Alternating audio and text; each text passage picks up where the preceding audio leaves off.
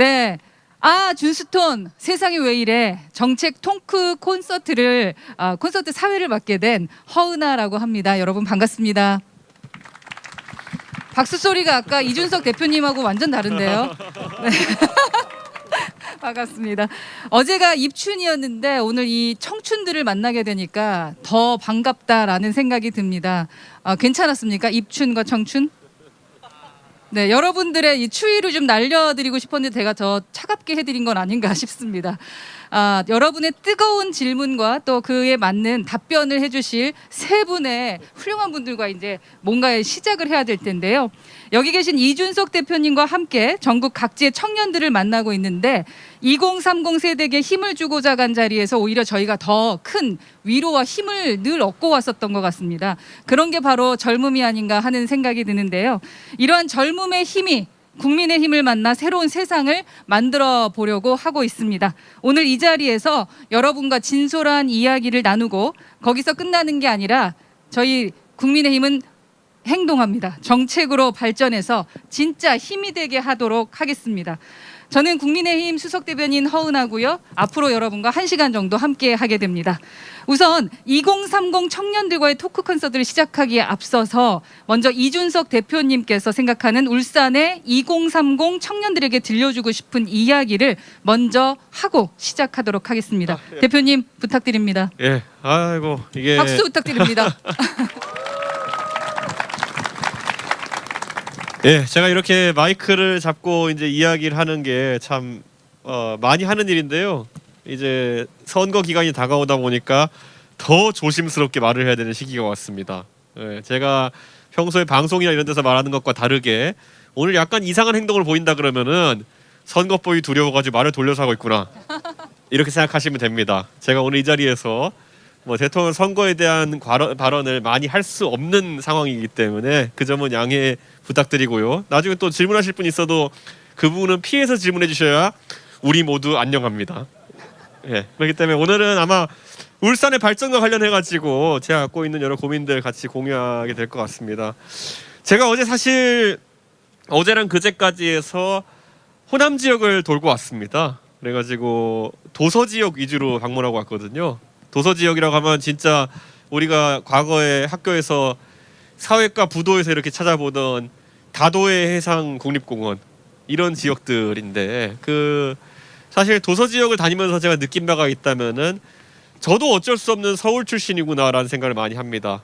아무리 제가 서울에서도 저는 지하철 종점에 살고 있지만은 서울의 지하철 종점이라 할지라도 서울에는 기본적인 것들 예를 들어 수도부터 교육 환경이라든지 이런 것들이 잘 갖춰져 있고 일자리도 있는 곳이 아마 서울일 겁니다. 그런데 제가 갔던 다도해의 연전 도서들 같은 경우에는 가서 제가 가장 많이 들었던 민원이 뭐냐면은 다리를 놓아달라. 그러니까 우리 동네까지 차 끌고 들어올 수 있게 해달라라는 이야기. 그리고 제발 우리도 광역 상수도 혜택을 보게 해달라. 그러니까 물을 틀었을 때 물이 나오게 해달라. 이런 얘기를 가장 많이 들었습니다.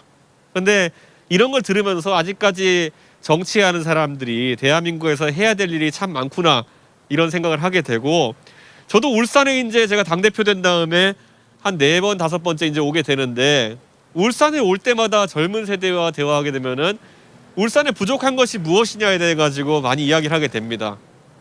원래 외견상의 지표로 보면은 전국의 지자체 중에서 울산은 그래도 잘 사는 도시로 항상 인식되어 있습니다. 그 안에 큰 기업들도 많고 과거 산업수도라고 불릴 만큼 발달한 곳이기 때문에 저는 울산에 많은 걱정이 없을 거라고 생각했는데 또 울산 와보면은 또 그에 맞는 여러 가지 고민들을 말씀해 주시는 분들이 있습니다. 저는 특히 제가 언론에도 몇 번 나왔지만은 제가 최근에 차를 바꿨는데 울산에서 만든 차겠죠. 예. 울산에서 만든 아이오닉 5를 제가 타고 다니면서 느낀 게 야, 우리가 진짜 이 기술의 발전이라는 것이 참 무섭구나. 제가 차를 사고 이제 한 반년 사이에 10,000km 정도 뛰었거든요.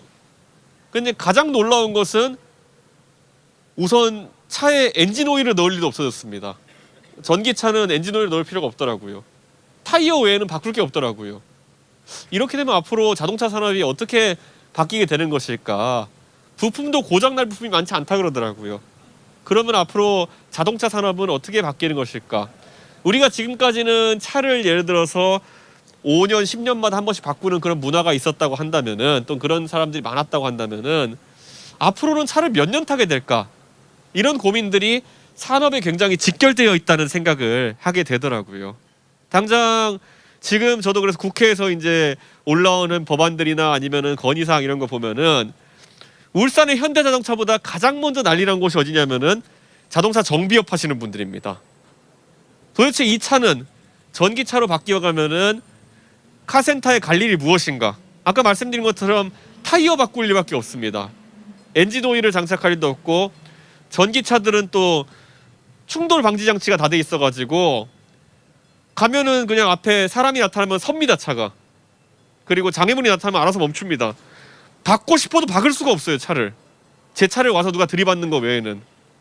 그렇기 때문에 앞으로 이런 정비업에 종사하시는 분들은 어떻게 일자리를 찾아야 될 것인가, 이런 것들이 굉장히 현실적인 고민입니다. 우리가 정치를 하면서 사실 아주 좋은 선의로 한 직군의 일자리를 전부 다 없애버리는 경우도 굉장히 많습니다. 가장 대표적인 예로 우리가 복지를 늘려가는 과정 속에서 초등학교 준비물들을 전부 다 학교에서 일괄 구매해가지고 나눠주게 된 일들이 있었습니다. 다 교육청별로나 아니면 지자체별로 그런 것들은 복지에 해당하는 것이고, 어느 누구나 준비물 걱정 없이 학교에 다닐 수 있게 하고, 이런 건 아주 선의에서 비롯된 정책이었겠죠. 그런데 그것이 실제로 그 정책이 도입되고 난 뒤에 한 직종이 통째로 사라져버렸죠. 학교 앞에 문방구로 하는 곳들이 다 사라져버렸습니다. 그리고 박근혜 정부 때 소위 불량식품을 근절하겠다고 해가지고 그 문방구에서 음식들 파는 것도 많이 규제하게 되면서 문방구가 팔 게 없어진 겁니다. 준비물도 못 팔고 간식거리도 못 팔고, 이렇게 되면서 제가 알기로는 전국의 문방구들의 87% 이상이 폐업을 하는 그런 상황까지 오게 되었습니다. 그러면 그분들은 과연, 이런 문방구 하시는 분들은 뭘 잘못했을까요? 그분들이 어떤 이런 정책의 변화를 예측할 수 있는 방법이 있었을까요? 저는 앞으로 우리 사회가 직면하는 이런 문제들에 대해 가지고 우선 어떻게 대처할까에 대한 고민들을 하기 시작해야 될 거다, 이렇게 생각합니다. 제가 지금 아까 호남에 다녀왔다고 이야기했는데, 광주에 가보니까 젊은 세대가 저한테 가장 많이 이야기했던 문제가 뭐냐면은, 우리도 제발 스타필드 같은 복합몰을 만들어 달라라는 이야기를 굉장히 많이 하더라고요. 아니, 복합몰이 왜 안 만들어집니까? 그랬더니 그 지역에서는 표의 논리 때문에 정치인들이 그런 복합몰의 입점을 강하게 막아세우고 있다, 이렇게 이야기하더라고요. 근데 그게 어느덧 그 지역에서는 세대 간의 갈등으로 불거지고 있는 상황이 왔습니다. 지역에서 자영업자로서 소상인공인으로서 살아가시는 많은 장년층 같은 경우에는 그런 대형 복합 쇼핑몰이 들어올 경우에 상권이 위축된다는 생각을 하고 계시는 것이고, 젊은 세대는 오히려 그런 것들, 그게 단순히 물건 사는 곳인 줄 아느냐, 문화생활을 향유할 수 있는 공간인데 그것이 없기 때문에 우리는 수도권으로 올라간다, 이런 이야기를 하고 있습니다. 어떻게 보면 둘 다 타당한 주장인 것 같으면서도 정치하는 사람들은 정말 이 안에서 많은 고민을 하게 되어 있습니다. 그런데 지금은 더 상황이 이제 심각해진 것이, 지금까지는 광주에서도 보통 그렇게 젊은 세대의 생각과 기성세대의 생각이 엇갈렸을 때는 정치에 적극적으로 참여하는 세대가 기성세대들이었고 담론을 주도하는 세대가 기성세대였기 때문에 그분들 생각대로 많이 결정이 되었습니다. 그런데 당장 이번 대통령 선거부터 제가 느끼기로는 굉장히 젊은 세대의 관심이 높아졌습니다. 코로나 때문에 아마 오프라인에서 이런 이야기를 나눌 공간이 많이 줄어들어서 그랬을 수도 있지만은, 온라인상에서 담론을 주도하고 있는 것은 누가 봐도 2030 세대 위주의 젊은 세대가 담론을 주도하고 있습니다. 아마 기성세대, 우리 당의 많은 국회의원님들도 그렇고 정치를 오래 하셨던 분들도 그렇고 이번 선거를 해석하는 것 자체를 어려워하시는 분들이 있습니다. 왜 젊은 세대가 지금까지는 다루기 않았던, 다루기 어려웠던 주제들에 열광하고 그리고 그런 것들에 대해 가지고 활발하게 의견을 개진하느냐, 지금까지 기성세대가 생각하기에는 저거는 절대 정치에서 다루면 안 되는 문제였는데 왜 그것이 핵심 주제가 되어 있느냐, 이런 것들이 이제 정치권의 관심사가 되고 있는 것입니다.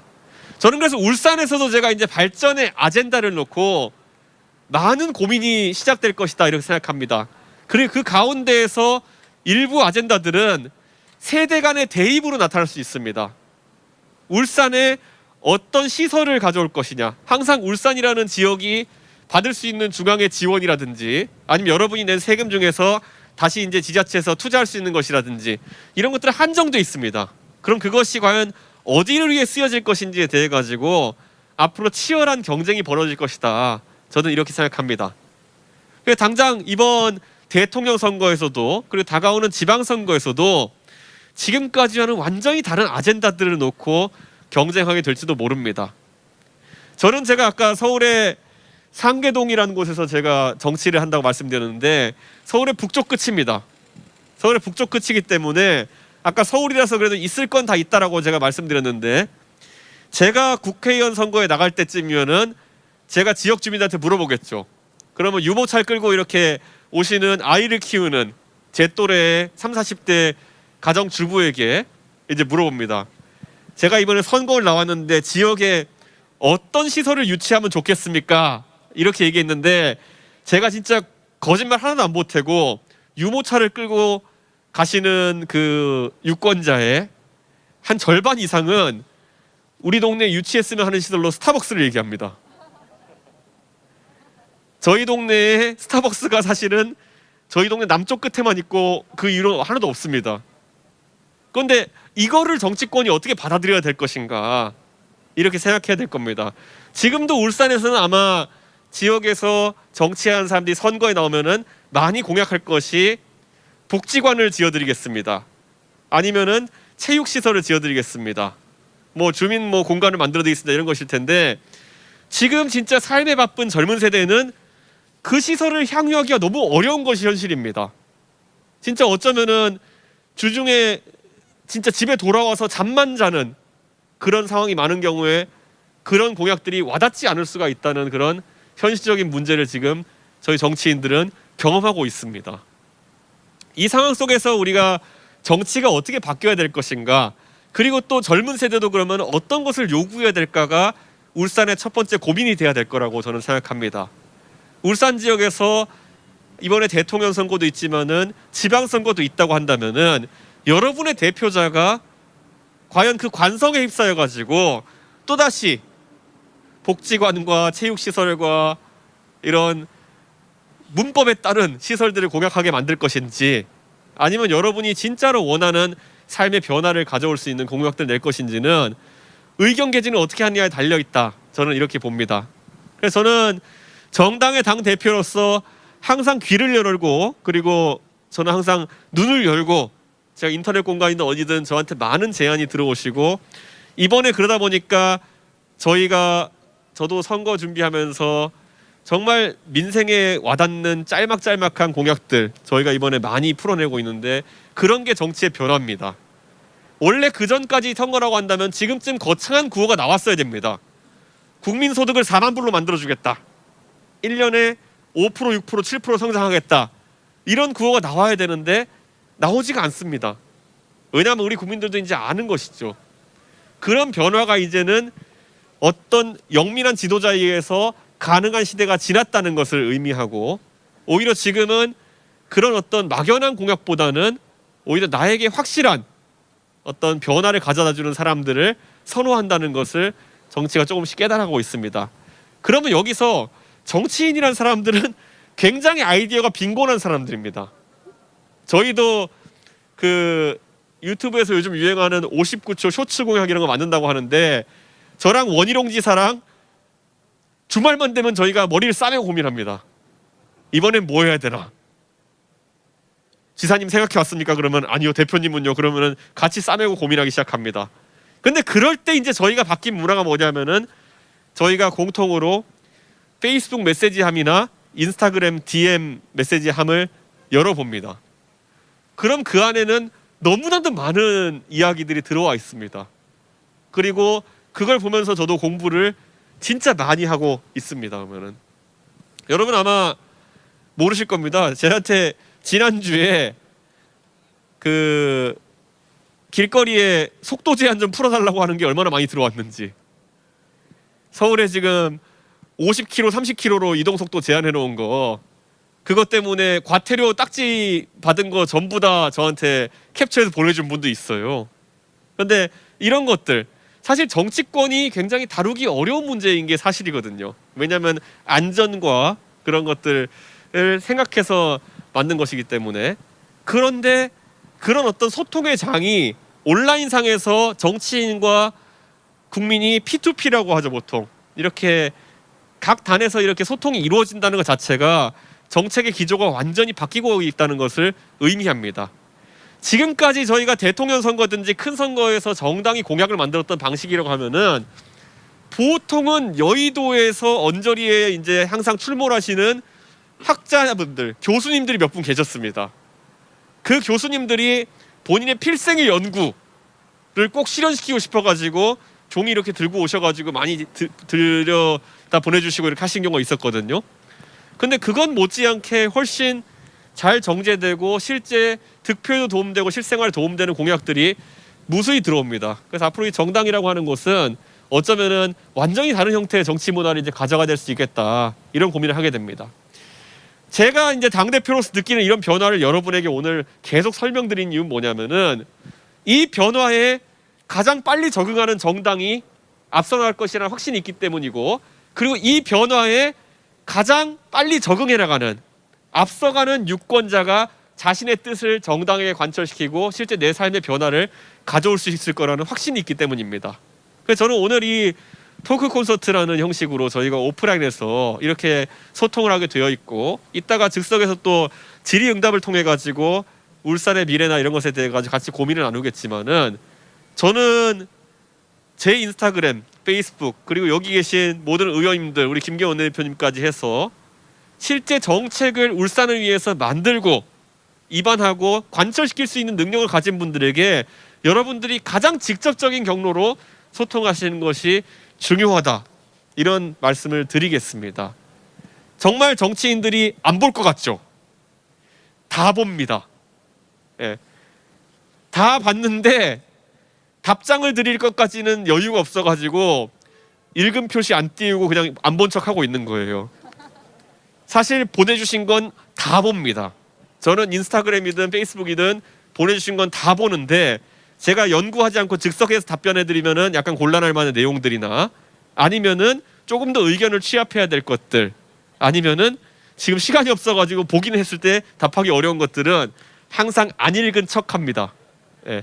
근데 항상 보고 있다는 것을 생각하시고, 답장이 안 온다 하더라도 너무 상심하지 마시고, 다 보고 어느 순간에 여러분의 제안들이 실제로 현실에서 반영되는 것을 보시면서 여러분의 참정권을 활용하셨으면 좋겠습니다. 정치에 참여하는 권한이라고 한다면은 투표로 여러분의 대표자를 선정하는 것도 중요한 권한입니다만은, 이제 이 온라인이 활성화된 시기에서는 여러분이 정책 입안자가 될 수 있는 권리도 있습니다. 그 권리를 꼭 사용해 주십시오. 여의도에 오는 어떤 그 자신의 연구를 바탕으로 한 교수님들의 말씀보다도 사실 유권자들의 실생활에서 나온 공약 하나하나가 정치인들에겐 더 와닿고 그리고 더 중요하게 받아들여집니다. 그렇기 때문에, 근데 울산 관련된 문제는 제가 말씀드리는 게 저한테 보내시는 것보다 여기 계신 울산 의원님들한테 보내시는 것이 더 빠릅니다.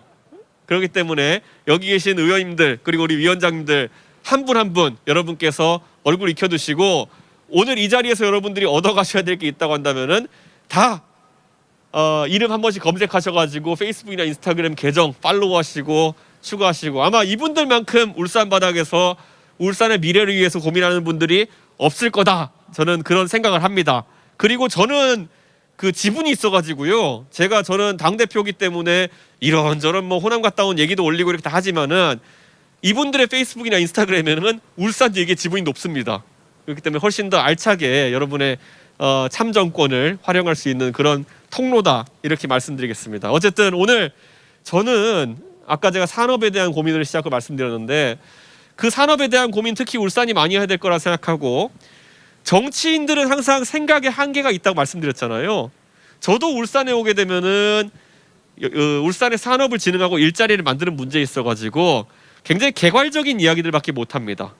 예를 들어 유니스트 같은 데 가면은 유니스트가 강점에 가진 학과들이나 이런 것들에 대해서 미리 학습하고 거기에 대해서 제가 어떻게 지원할지에 대한 이야기를 할 수 있어도 울산에서 여러분들이 구석구석 알고 있는 것을 바탕으로 해가지고 울산에 맞는 산업 그리고 울산에 맞는 정책, 울산에 맞는 일자리를 제안해 주시는 것만 못합니다. 그렇기 때문에 저는 오늘 그런 것들을 많이 배우고 싶고 그런 것들을 바탕으로 해가지고 앞으로 저희가 선거에서의 공약도 만들고 무엇보다도 제가 울산을 더 잘 알게 되어가지고 꼭 어느 시점에는 그 울산 시민들이 만족할 만한 그런 변화가 꼭 올 수 있었으면 좋겠습니다. 저 지금 말 되게 두리뭉실하게 하죠? 예, 제가 원래 안 이런 사람인 걸 알 텐데 안 걸리는 선으로 하고 있습니다. 어쨌든 오늘 이렇게 만나 뵙게 돼서 반갑고 즐거운 대화였으면 좋겠습니다. 감사합니다. 네. 저희 준스톤 이준석 대표가 2030 청년들에게 하고 싶은 말씀이 진짜 많으셨던 것 같습니다. 그리고 특히 울산 청년들에게 많은 관심이 있던 게 아닌가 하는 생각이 드는 그런 말씀이셨고요. 그럼 이제 본격적인 토크 콘서트를 시작할 텐데요. 그 전에 조금 전에 우리 준스톤 대표께서 말씀하셨던 안내 말씀을 잠깐 드리도록 하겠습니다. 오늘 토크 콘서트에 모이신 청년 여러분이 자유롭게 질문하고 답하는 방식으로 진행이 됩니다만 한 가지를 지켜주셔야 됩니다. 선거법에 따라서 특정 대선 후보의 지지 추천이나 반대 의견을 내는 것은 제한됩니다. 필요에 따라서 우리 당의 정책을 알리는 내용까지만 가능하다라는 점 다시 한번 염두해 주시기 바라고요. 양해 부탁드리겠습니다. 질문의 주제는 뭐든지 좋습니다. 여러분이 고민하고 계신 주제나 또 혹은 이준석 대표님께 궁금한 거 다양한 거 말씀 주시면 되겠고요. 앉아 계시니까 좀 추우니까요. 질문하실 분들은 나와서 말씀해 주시면 되겠습니다. 손 들어주시면 제가 순서대로 발언권을 드리도록 하겠습니다. 준스톤에게 질문하고 싶으신 분 손 들어주시겠습니까? 감사합니다. 예, 두 번째 줄 파란 마스크 쓰신 잘생기신 분. 아, 저쪽입니까?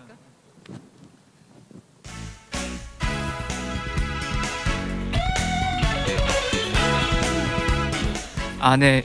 먼 길 와주셔서 감사드리고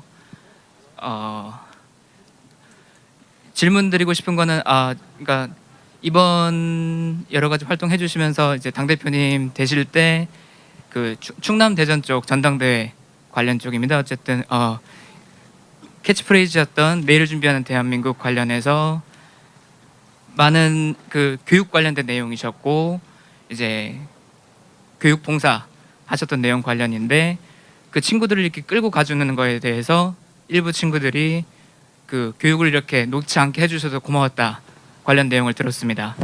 그거 관련해서 내일을 준비하는 대한민국이라면은 누구나 공감할 만한 게 교육 부분이라고 생각을 합니다. 관련해서 지금 당에서 준비하고 있거나 아니면 이제 다음 단계의 그러니까 공정한 기회가 이루어질 수 있도록 하는 교육 정책의 그런 큰 방향이 있는지 이야기를 듣고 싶습니다. 예, 교육 정책이 있어가지고 저는 이렇게 생각합니다. 제가 생각했던 방향성과 지금 아직까지 당이 이제 같이 정한 방향성이 조금은 다르긴 하지만은 제가 생각하는 방향성이라고 한다면은 이제 이렇게 생각해야 됩니다. 우선 대학교 전공 문제 같은 것도 되게 심각하거든요. 저는 우리 당 의원님들과 항상 이야기해 보면은 자기 지역구에 의과대학을 유치하기 위해 가지고 굉장히 경쟁이 심합니다. 그래가지고 뭐 창원, 안동 그리고 뭐 남원 이렇게 해서 저희 당 의원님들이 계신 지역구마다 공공의대 이런 거 얘기 나오면은 우리 동네에 꼭 해주세요 이런 얘기 굉장히 많거든요. 근데 또 뒤집어 놓고 보면 현재 산업에서 가장 수요가 많이 대두되는 학문은 요즘 최근에 컴퓨터 과학이거든요. 전산학과 정원이 굉장히 부족하다 이런 얘기 많이 나오고 있거든요. 근데 우리 당의 의원님들 중에 그거 정원을 늘리기 위해 가지고 뭐 유치 경쟁을 하고 이런 분들은 아직까지 저에게 얘기한 적은 없습니다. 그런 것처럼 앞으로 우리 사회에서 필요한 인재가 어디인지에 대해 가지고 좀 관점을 바꿔야 되는 것이 아닌가 이런 생각합니다. 아마 의과대학을 지역별로 선호했던 것은 의료 수준을 향상시키고 이렇게 하고자 하는 의도도 있겠지만은 그게 선명받는 일자리라는 인식이 있기 때문에 지역에 많이 유치하려고 하는 게 아닌가 이런 생각을 하는데 이미 대부분의 경우에 IT 기업 같은 경우에 지금 6년차, 7년차 개발자의 연봉이 상당한 수준까지 올라가서 억대 이렇게 받는 분들도 꽤 됩니다. 그런 것처럼 훨씬 더 저희가 많은 일자리를 만들 수 있고, 그리고 지역에도 이제 산업으로 보탬되게 할 수 있는, 지역의 의과대학 만들어도 병원과 바로 연계되진 않습니다. 그걸 떠나가지고 다른 곳에 병원에 가는 비율도 상당하고 인턴 레지던트 다른 데로 가는 경우도 상당하기 때문에 오히려 저는 그런 어떤 지역에 계속 잔류하면서 그렇게 산업을 일으킬 수 있는 전공에 대해서 지역에서 발굴하는 게 되게 중요하다 이런 생각을 하고, 교육 제도 면에서는 저는 그 학교를 졸업하는 연령을 땡겨야 된다 이런 생각을 합니다. 그래서 소위 학제 개편이라는 얘기를 많이 하는데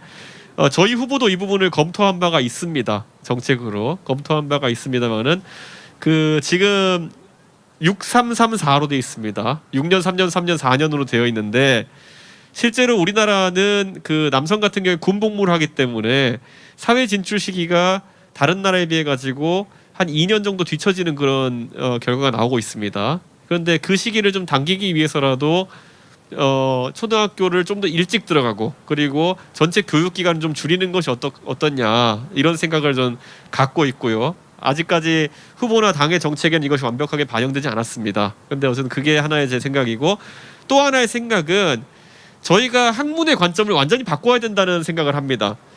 제가 미국에서 대학 다닐 때 제가 딱 이제 논쟁이 뭐였냐면 학교에서 저희 학교 하버드 대학교가 도서관이 굉장히 큽니다.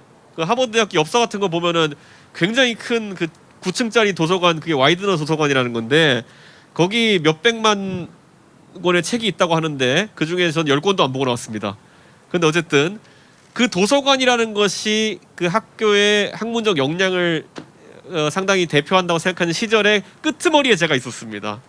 그래가지고 그때 저희 학교에서 논쟁이 있었던 게 뭐냐면은 과연 학교에서 페이퍼를 쓸 때, 숙제를 쓸 때 위키피디아를 인정해 줄 것이냐 아니냐 갖고 되게 싸웠습니다. 위키피디아나 이런 데서 찾은 자료를 올바른 소스로 인정해 줄 것이냐, 논증의 근거로 인정해 줄 것이냐. 왜냐? 그걸 인정해 주는 순간 하버드 대학교에 쌓여있는 수백만 권의 장서는 큰 의미가 없어지는 것이거든요. 그렇기 때문에 학교의 자존심을 걸고 그런 논쟁이 굉장히 많았었는데 제가 졸업할 때쯤에는 다 인정을 하기 시작했습니다. 제대로 인용만 하면은 인정하는 걸로.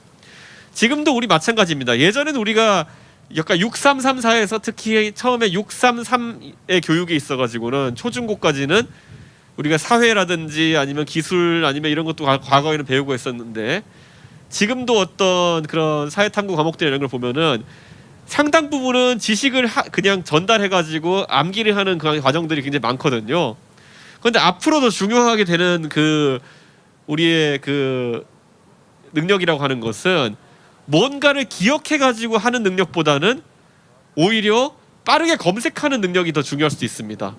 그렇다고 했을 때 그 암기나 아니면은 지식의 습득에 필요한 기간 자체는 굳이 학교 교육에서 진행할 필요가 없다는 생각입니다. 그리고 과거에는 저도 제가 방송 활동을 많이 했기 때문에 그 KBS나 아니면 뭐 TVN, MBC 이런 데 가서 PD들 만나보면은 제가 참여하는 프로그램 PD들 보면은 다들 학벌이 너무 좋아요.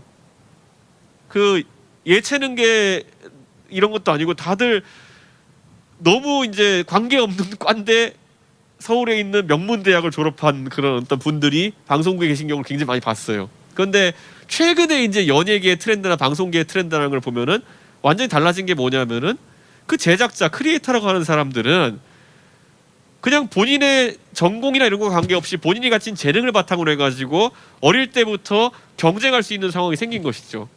그럼 저는 앞으로 학교 교육의 의미가 무엇인가에 대해 가지고 아까 633도 그렇지만은 뒤에 4 같은 경우에도 의미가 갈수록 축소돼 간다는 생각을 하게 됩니다.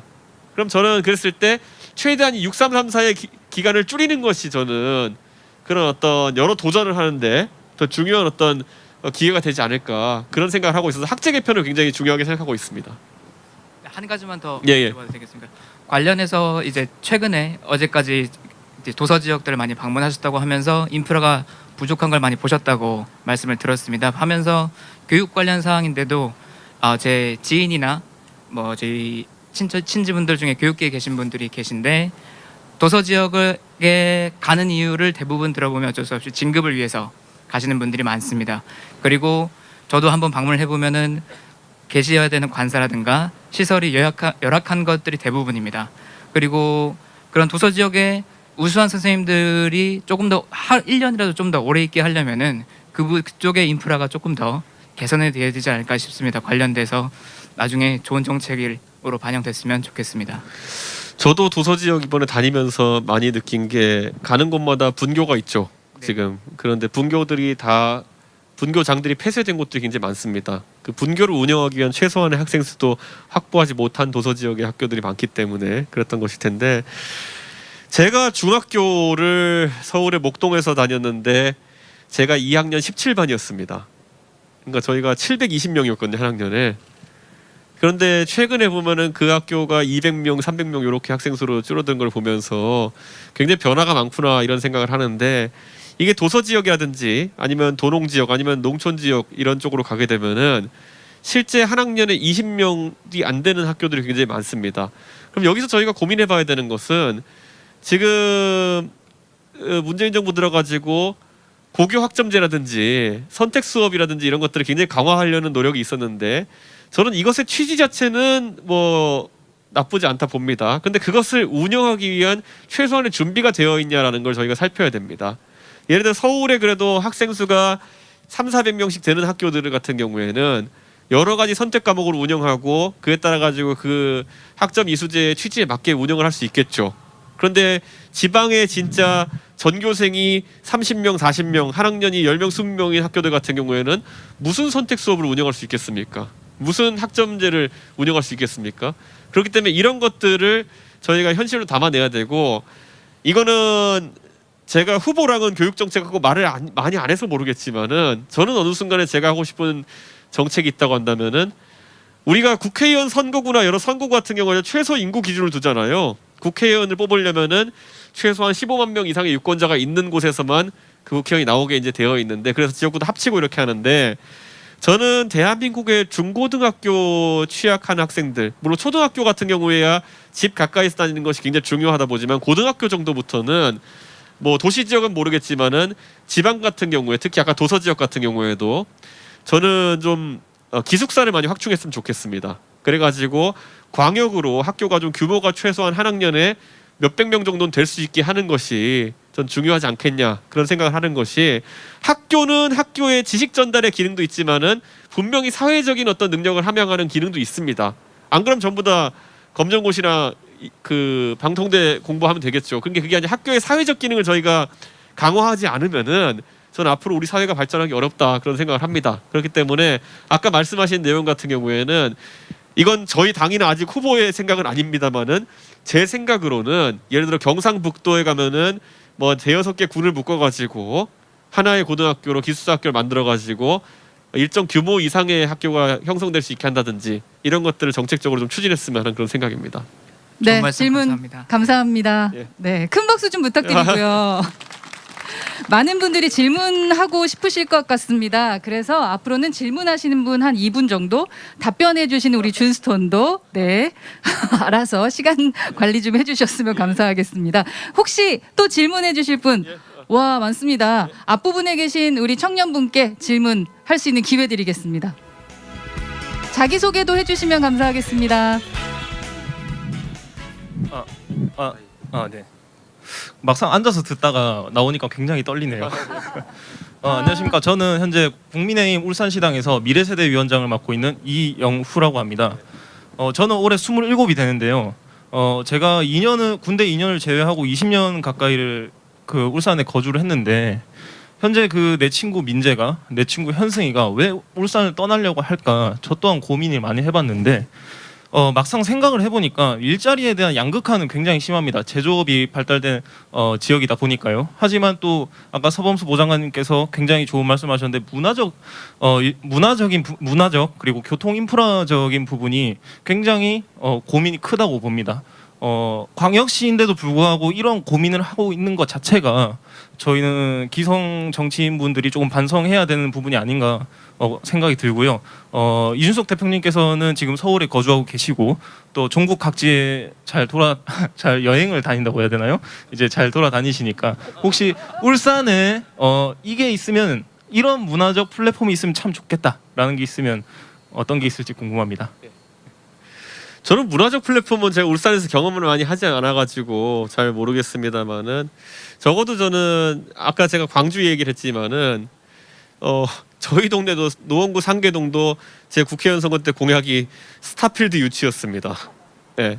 근데 이게 과연 무슨 의미가 있을까라는 생각을 많은 분이 하시는데 결국 복합 쇼핑몰이나 이런 것들이 단순 백화점의 개념보다는 좀 더 확장되어 가지고 그 안에서 놀이 문화와 식문화 이런 것들이 다 겹쳐가지고 젊은 세대에게 지역을 떠나지 않을 동기를 상당히 제공한다 저는 이렇게 생각합니다. 그렇기 때문에 지역 상권과의 충돌 같은 것이 있겠지만은 저는 복합 쇼핑몰을 스타필드형으로 규모로 확충하는 것도 지역별로 광역시 단위에서는 필요하지 않을까 그런 생각을 많이 하고 있고요.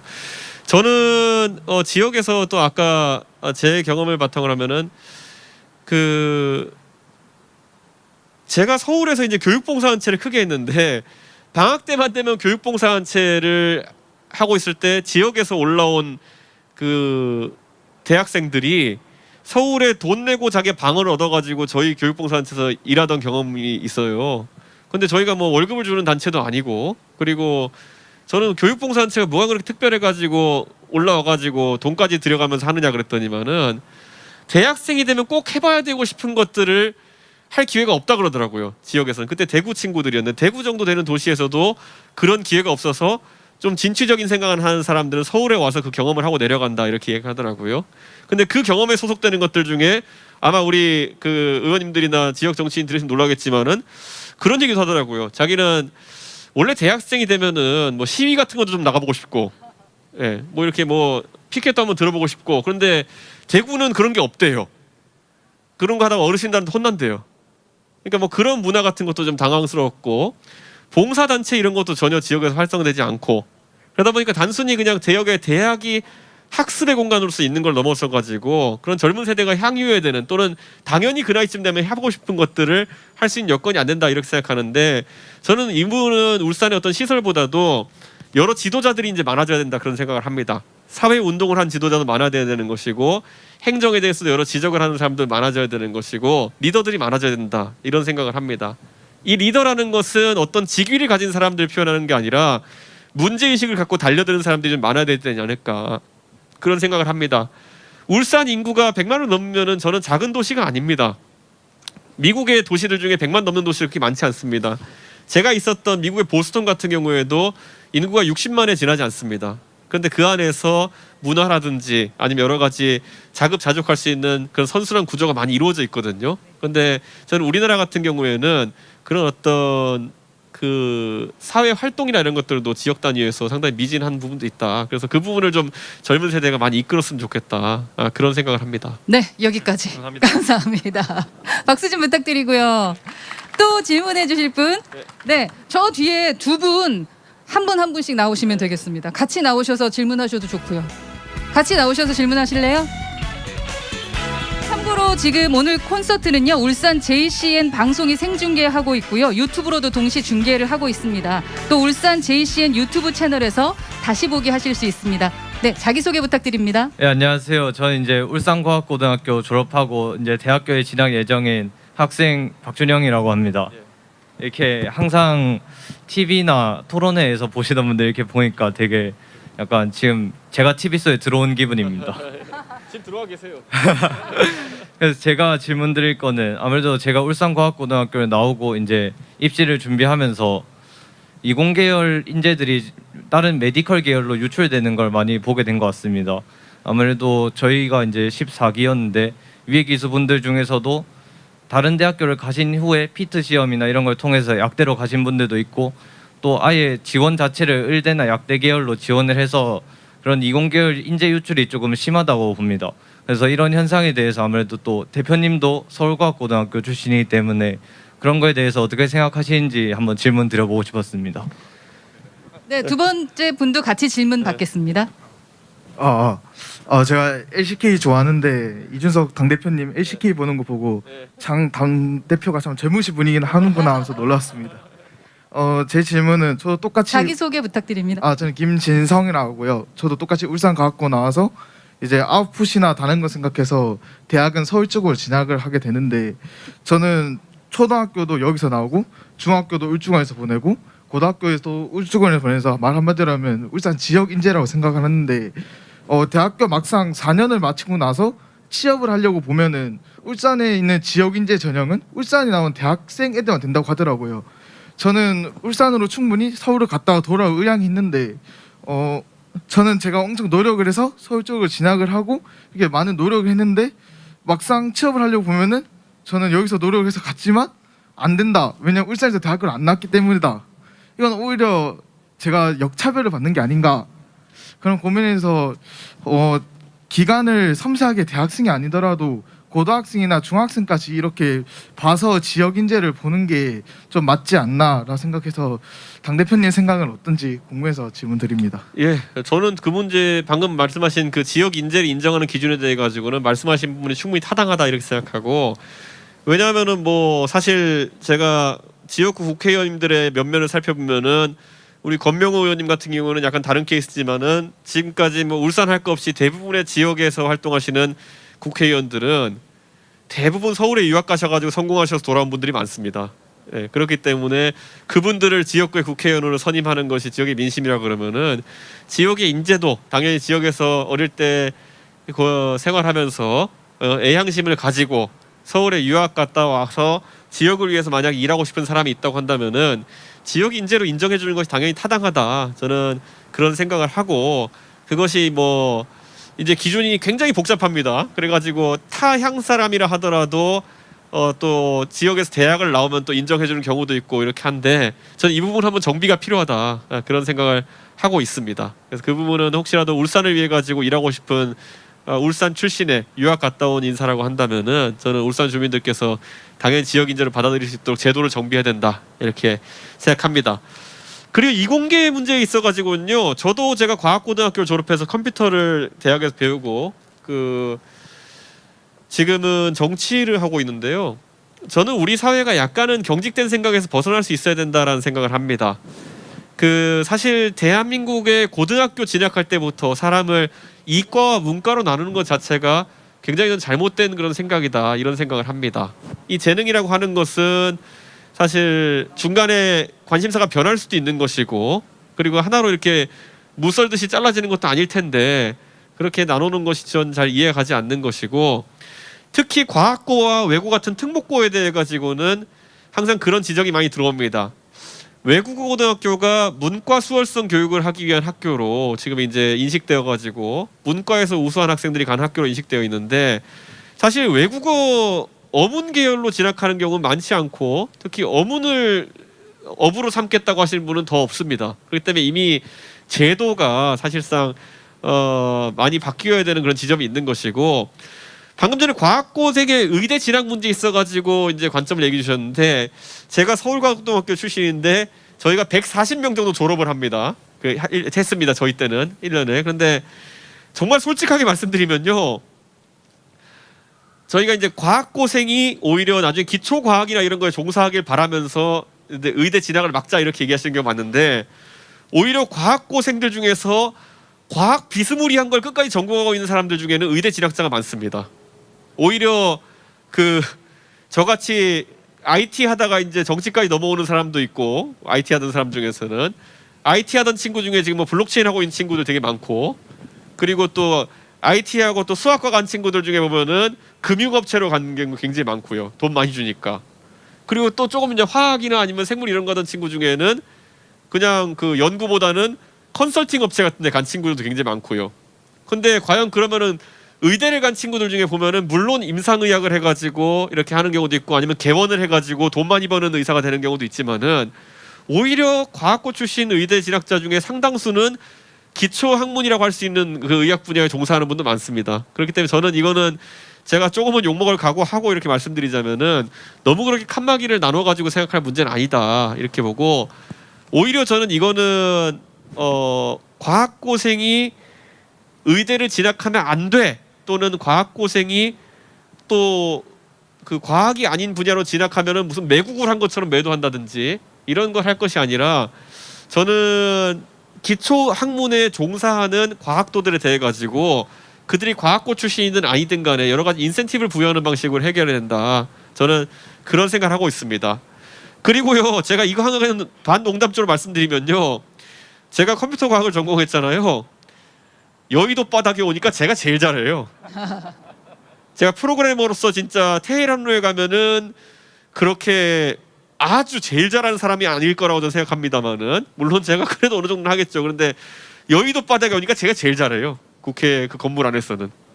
그러니까 저는 이게 오히려 역설이라는 생각을 합니다. 그렇기 때문에 오히려 과학을 전공하고 과학을 공부한 사람들이 다른 산업의 많은 분야와 결부되어 가지고 세상을 바꾸는 것도 의미 있는 일이다. 저는 이렇게 생각합니다. 네, 한 분 한 분께 정성스럽게 답변하고 계십니다. 우선 두 분께도 박수 좀 부탁드리겠습니다. 울산의 시간이 너무 빨리 가고 있습니다. 지금 서울 올라갈 시간이 지금 다가오고 있는데 지금 질문해주고 싶으신 분들 또 있으시죠? 손 한번 또 들어주실래요? 네, 제일 먼저 들으신 앞에 분 질문 부탁드립니다. 저희가 사실 준비한 이벤트들도 있는데 그걸 할 수 있는 시간이 있을지 걱정입니다. 네, 저는 울산에서 취업 준비하고 있는 28살 청년입니다.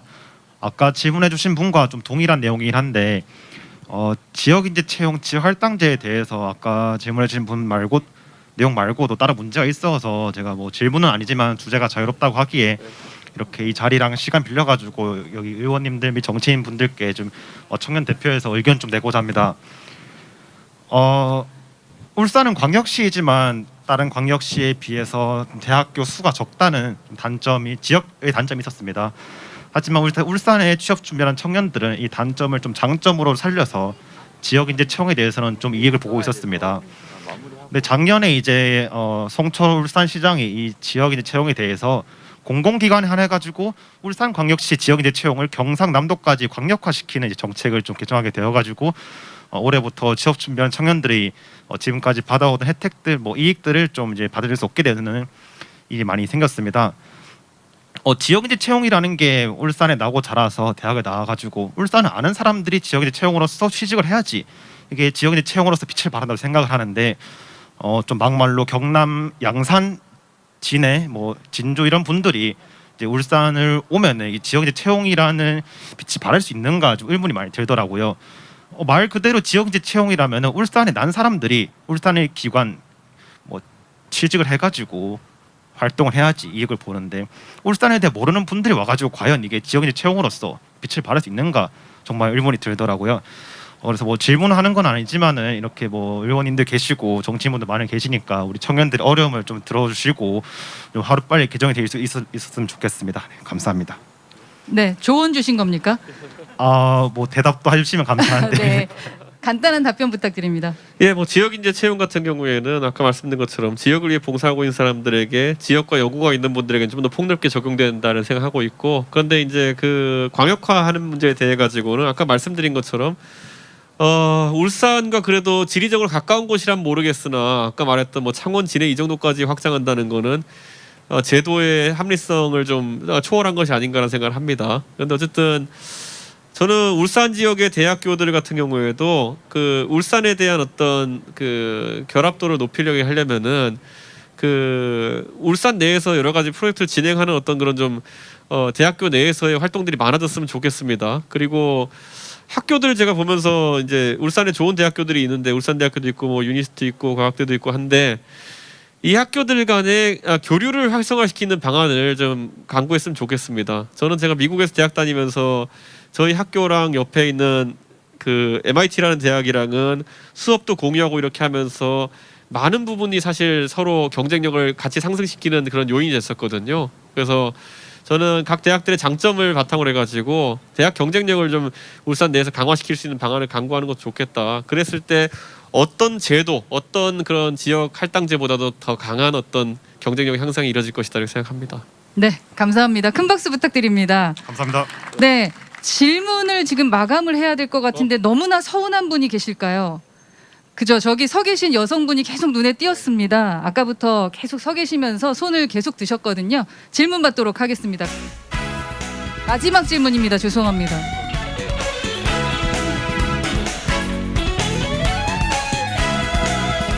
네, 안녕하세요. 장현정입니다. 저는 지금 뭐 교육과 뭐 취업 관련해서 좋은 말씀도 많이 잘 들었는데요. 저한테 지금 가장 중요하고 위기적으로 생각하는 문제는 지금 백신 패스 관련한 문제이거든요. 지금 윤석열 후보도 지금 백신 패스 이거 철회해야 된다라고 공약을 밝히셨는데 이에 대해서 국민의힘 여기 이 정당에서 지금 최춘식 의원님 같은 경우에도 이 부분에 있어서 강력하게 말씀을 계속 해주고 계시잖아요. 그래서 이 정당에서 저는 국회의원이라는 이 자리는 의무는 국민들의 이 헌법 수호 이게 정말 중요하다고 생각을 하거든요. 그런 역할을 해주시는 분들이 국회의원이라고 생각을 하시고 그렇기 때문에 이 국민의힘 정당 대표님께서 이것을 어떻게 지금 바라보고 계신지 그리고 지금 공약을 이렇게 내세우셨는데 이거에 대해서 지금 어떻게 더 추진을 하실 계획이신지 그 입장을 좀 더 명백하게 밝혀주셨으면 좋겠습니다. 예, 저는 뭐 백신 패스에 대해 가지고는 지금 저도 지난번에 부산에 가가지고 백신 2차 접종 이후에 알레르기 증상 때문에 알러지 증상 때문에 고생하고 계신 저희 당원 한 분과 만나서 이야기를 나누면서 많은 얘기를 전달받았고 방금 말씀하신 최춘식 의원께도 계속 그 백신 패스 관련된 활동을 이제 보고받고 있습니다. 근데 저는 강제성이라고 하는 것은 확실히 최소화해야 된다 이런 생각을 합니다. 특히 그 백신 접종을 하지 않은 분에 대한 차별 같은 경우에 그런 경우에는 없어져야 된다 이런 생각을 하고 있고요. 백신에 대한 접종률을 높이는 방향으로 가려고 하면은 그것이 안전성을 입증하고 국민을 설득하는 방향으로 가야 되는 것이지 안 맞은 사람은 사실상의 사회 활동을 불허하고 기본권을 박탈하는 방식으로 가는 거는 굉장히 부적절하다 이런 생각을 합니다. 특히 이번에 아이들의 학습권을 부정하는 형태로 그런 접종을 강제하기로 했고 또 무엇보다도 국민들 입장에서는 백신 접종을 진짜 열심히 해서 어느 나라보다도 빠르게 접종률이 올라간데도 불구하고 정부가 소기에 기대했던 그런 예방 효과나 아니면은 그 전염병의 전염 효과를 낮추지 못했다고 한다면은 국민들에게 다시 한번 이해를 구하고 설득을 하는 과정이 먼저이지 그것을 강제하는 건 이 능사는 아니다 이런 생각을 확고하게 가지고 있습니다.